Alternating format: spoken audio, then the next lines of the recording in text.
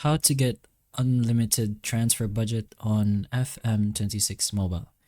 So first you're gonna have to enable in-game editor. So to do that, just go ahead into any settings in any section of the game.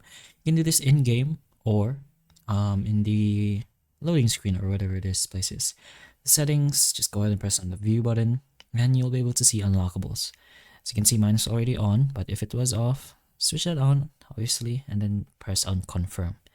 Once you enter the game, just go ahead to your first team and then go ahead and press on the edit button that will now appear because you enabled in-game editor. Then, as you can see, you can change your transfer budget to as much as you want. So just go ahead and add how much you want. You can't really set it to unlimited, but you could just press until whatever max it gives you.